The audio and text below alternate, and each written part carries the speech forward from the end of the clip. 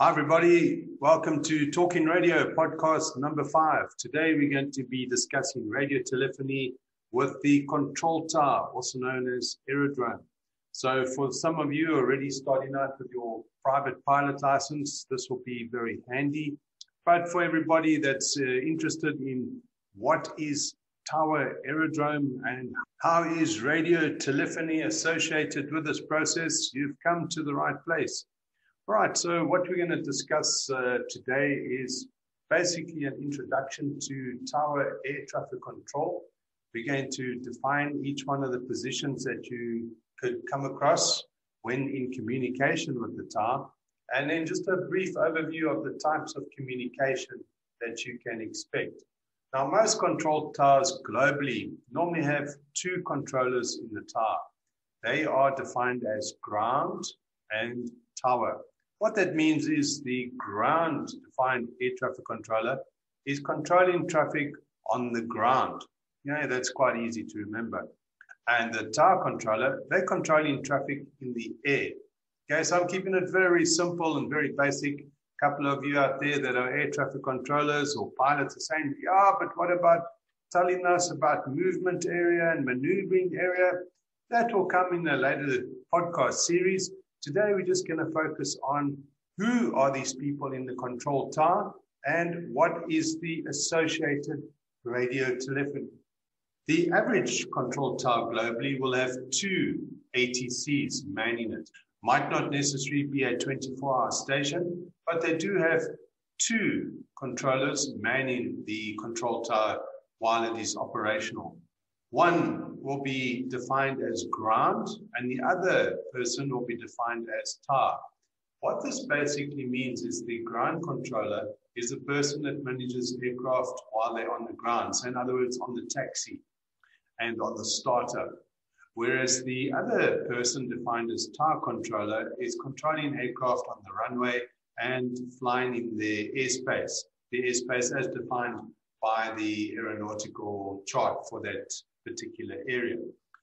Now, sometimes these 2 controllers will combine to work on one frequency, and then at smaller stations, there will be one controller working both positions, i.e. tower and ground. Those are generally a smaller control center, so the airspace is limited, there's less traffic movement in that airspace, and it's generally used for what we would call VFR, visual flight rule training. Might not necessarily always be that, but that is the general trend when it comes to smaller airspace. Now, if we look at the bigger airfields, so in other words, we look at an international airport, there is the possibility that you're going to have at least 3 air traffic controllers in the tower on a 24-hour cycle operational. That is tower and ground, who we have already made reference to. And the third controller work in this sector is known as clearance or clearance delivery. Now, this particular position is, as the name says, purely to give the pilot who's calling through on frequency their associated clearance. In other words, clearance to enter controlled airspace, and that's upper airspace, and information such as the weather. That would be the QNH, what is the current time, and what is their slot time. So in other words, what time should they be at the holding point ready for departure? Remember, I'm keeping this very basic in my explanations. We can go much deeper, but the focus here is specifically on RT with aerodrome control. So that's where we're going to keep it for this podcast. Now, if you're going to be operating at a smaller center, then obviously you're not going to have the clearance delivery there as well, because the airspace is relatively small. In other words, vertically and laterally, it's limited in size and dimension. And the pilot only really intends to use it for training purposes. They're not flying commercially, and they're not going to be heading off into upper airspace to fly to another destination, for example. So the person who has been rostered to work clearance delivery will be a person who's giving the relevant clearances for that international airport only. When you're flying at a smaller center where there's the tower and the ground controller, there's associated RT that goes with each. And the same process will be managed if you fly at a station where there's only one controller working combined with both sectors, i.e. ground and tower. We're going to focus as an overview on the radio telephony that you need to comply with when speaking to ground and when speaking to tower. We'll give one example of what could be expected with clearance delivery. And remember, this is purely example. So the airfield that we'll use is fictitious. The procedure that we use might not be the same at every single airfield globally, but the process that we're following in this podcast is the same throughout. Okay, does that make sense?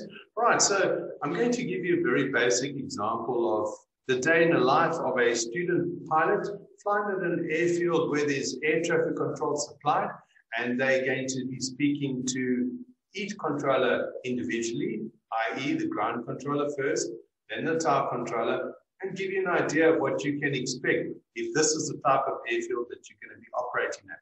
For my examples, I've brought in some animated colleagues of mine so that you can hear alternative voices, and then you can associate each voice with that particular position.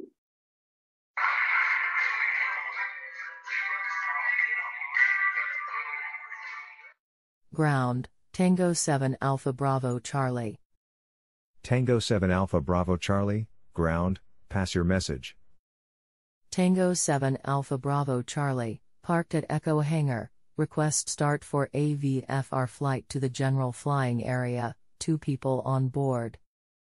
Tango 7 Alpha Bravo Charlie, time check 1026, QNH 1018, runway 27, startup approved at own discretion, report ready for taxi. Time check 1026, QNH 1018, runway 27, startup approved at own discretion, report ready for taxi, Tango 7 Alpha Bravo Charlie. Once the aircraft is ready for taxi, they will say the following to ATC on frequency. Ground, Tango 7 Alpha Bravo Charlie ready for taxi. Tango 7 Alpha Bravo Charlie taxi Bravo, Echo holding point runway 27. Taxi Bravo, Echo holding point runway 27, Tango 7 Alpha Bravo Charlie.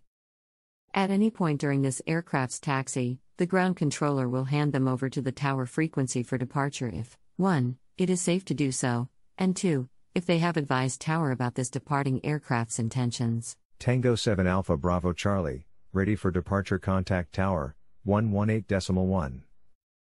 Ready for departure contact tower, 118.1, Tango 7 Alpha Bravo Charlie. Tower, Tango 7 Alpha Bravo Charlie, ready for departure. Tango 7 Alpha Bravo Charlie, runway 27, surface wind calm, cleared for takeoff. After departure, turn left, climb to 1500 feet, report zone outbound. Cleared for takeoff. After departure, turn left, climb to 1500 feet, report zone outbound, Tango 7 Alpha Bravo Charlie. I hope you guys have enjoyed that. Now, for information, if you were going to be flying at an airfield where tower and ground have been combined onto one frequency, then you would call that position ground on first contact. Does that make sense? So on first contact, you call them ground. When you're on the ground, it might not always make sense for you if you're in flight and you're coming from somewhere else flying to that airfield. But the position is referred to as ground, and it would be on the ground frequency. Now, obviously, air traffic control for that sector will publish the relevant notification on the associated, what we call NOTAM, Notice to Airmen, to advise everybody of the combined frequency, if they're combining ground and tower. If that particular airfield is published as only one frequency for both sectors, i.e. tower ground, then there's no need for them to publish any additional relevant notification or notice to airmen, and you would follow the same process as you are speaking to ground and tower, except you're only going to be speaking to one air traffic controller on one frequency while operating in that particular airspace. I mentioned earlier on in this podcast that we were going to give an example of speaking to clearance delivery as well. So again, I've called in my animated colleagues, They're going to do the necessary talking for us. Take a listen to clearance delivery, passing the clearance to an airline, and then we'll speak to you again straight after. Clearance, Talking Radio 102. Talking Radio 102, clearance, pass your message. Talking Radio 102, stand, Bravo 4, request clearance for a flight from Newville to Infinity, flight plan reference N06. Talking Radio 102, cleared from Newville to Infinity, after departure runway 27 comply with the Newville, 2 Alpha departure, airborne frequency 123.7, squawk 1236. Cleared from Newville to Infinity, after departure runway 27 comply with the Newville, 2 Alpha departure, airborne frequency 123.7, squawk 1236, Talking Radio 102. Talking Radio 102, read back correct, time check 1102, QNH 1028, contact ground for start 121, decimal niner. Read back correct, time check 1102, QNH 1028, contact ground for start 121, decimal niner, Talking Radio 102. All right, I hope you guys enjoyed that example, and obviously it's all fictitious, the airfield and the routine, etc. But the principle behind the communication, that's what's relevant. So I hope that this podcast has helped clear up a little bit more as to what procedures take place with the communication with air traffic control in the tower. And as I always say, remember that this is a human working in the tower, just like you listening to the podcast. So if you ever have any queries or concerns, you're not sure about something for that particular airfield, give ATC a call, or if the situation allows, go and visit ATC, have a chat to them, introduce yourself, and also get a chance when in the tower just to observe and see what can they see when they're working in the control tower. And you'll be amazed at how open and receptive they can be when you come to see them and discuss your concern. Thanks for tuning in again today to this podcast. Our next one, number 6, is going to focus on what we call approach procedural, also known as non-radar. Thanks very much. See you soon.